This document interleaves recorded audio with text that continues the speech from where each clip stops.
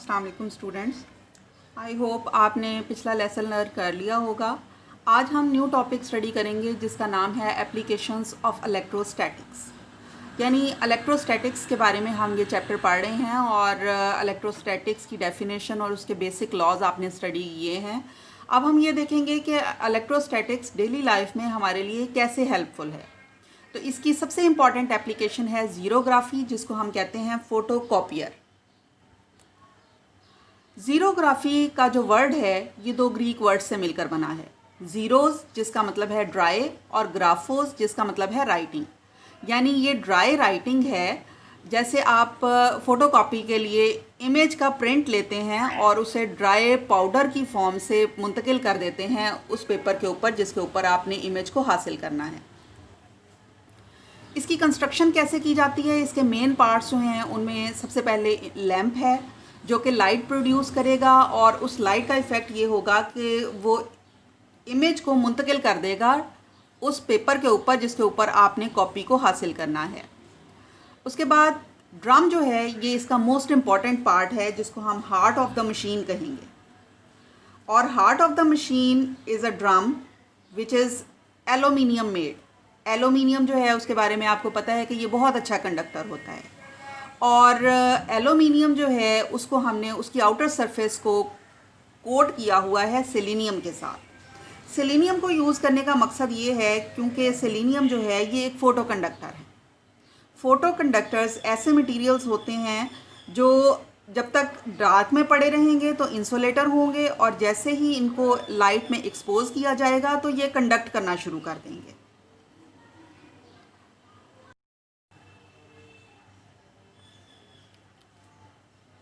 अच्छा जी, ये है schematic diagram of photocopier machine, जिसमें ये है ड्रम जो एलुमिनियम का बना हुआ है और इसके ऊपर हम रखेंगे नेगेटिव चार्ज को, और ये है सेलेनियम की कोटिंग इसकी आउटर सरफेस के ऊपर और इसके ऊपर हम रखेंगे पॉजिटिव चार्ज।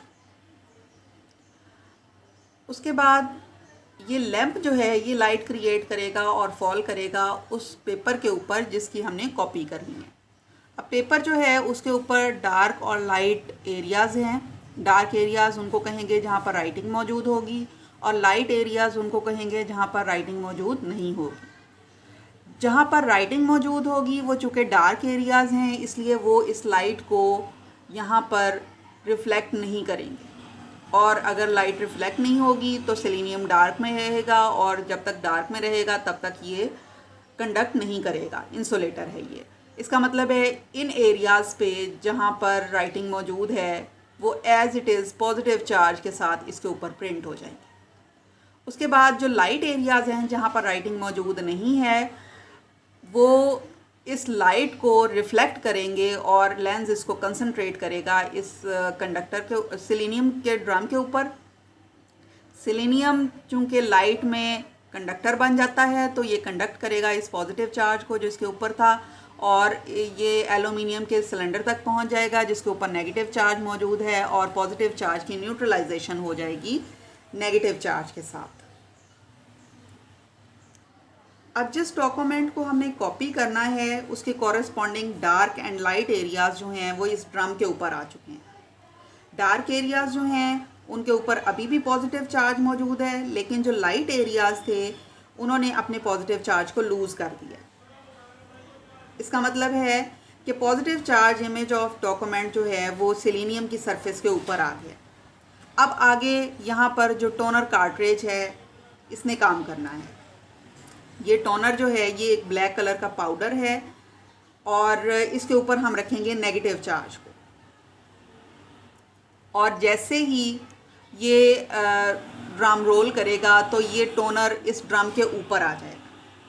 अब ड्रम के ऊपर चूँकि सेलेनियम वाला जो पोर्शन है जहाँ पर राइटिंग मौजूद है उसके पास है पॉजिटिव चार्ज, तो टोनर का नेगेटिव चार्ज और इसका पॉजिटिव चार्ज ये आपस में एक दूसरे को न्यूट्रलाइज करेंगे, और न्यूट्रलाइज होने के बाद यहाँ से ये शीट ऑफ पेपर है जिसके ऊपर हमने प्रिंट को हासिल करना है, ये जैसे ही इस ड्रम के नीचे से गुजरेगी तो ये इमेज जो है ये इसके ऊपर प्रिंट होता जाएगा।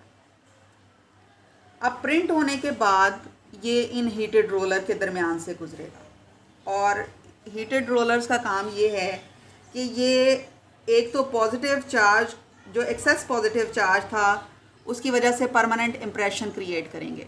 दूसरा काम इनका ये है कि ये टोनर को मेल्ट कर देंगे और एब्जॉर्ब कर देंगे पेपर के अंदर, ताकि परमानेंट इमेज क्रिएट हो सके उस इमेज का जो कि यहाँ पर इस पेपर के ऊपर मौजूद था।